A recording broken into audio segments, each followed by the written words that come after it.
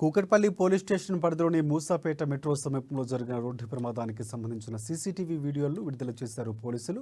మమత బైక్పై వెళ్తూ ఉండగా లారీ ఢీకొనడంతోనే మృతి చెందిందని కూకట్పల్లి ఏసీపీ శ్రీనివాసరావు వెల్లడించారు. మౌనిక ఉద్యోగం చేస్తున్న కార్యాలయానికి సంబంధించిన యజమాని మైనర్ బాలికకు మద్యం అలవాటు చేసి కారులో తిప్పుతున్న వీడియోలు వైరల్గా మారడంతో దీనిపైన పోలీసులు స్పందించారు.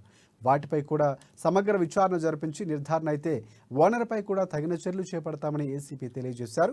మమత మృతిపైన తమకు అనుమానాలు ఉన్నాయని ఇప్పటికే తల్లి ఆరోపించింది. ఈ ఘటనపై బీజేపీ జనసేన పార్టీ నేతలు సైతం కుటుంబాన్ని పరామర్శించి సమగ్ర విచారణ జరిపి నిందితులను కఠినంగా శిక్షించాలని వారు సైతం డిమాండ్ చేస్తున్నారు.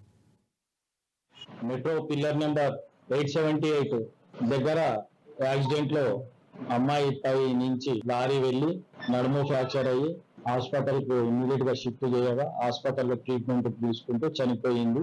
అందులో భాగంగా ఇన్ఫర్మేషన్ తో 304A కేసు రిజిస్టర్ చేసి ఇన్వెస్టిగేషన్ లో తెలిసిందేమనగా సీసీ కెమెరాలు చూడగా సిమెంట్ లారీకి ఈ బైక్ తగిలి వెనక టైర్ కింద పడి ఆ టైరు ఈ లేడీ పిలియన్ రైడర్, ఈమె పేరు మమత, ఏజ్ 17 years ఉంటుంది.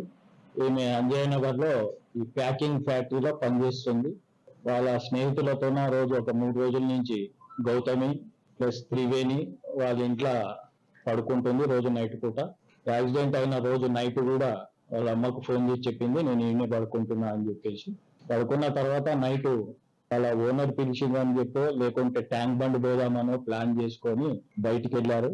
ఆ బయటికి వెళ్ళిన క్రమంలో మూసాపేట నుంచి జైంట్ తరఫు దిక్కు వెళ్తుంటే యాక్సిడెంట్ అయింది. వాళ్ళు ఇంటి వాళ్ళు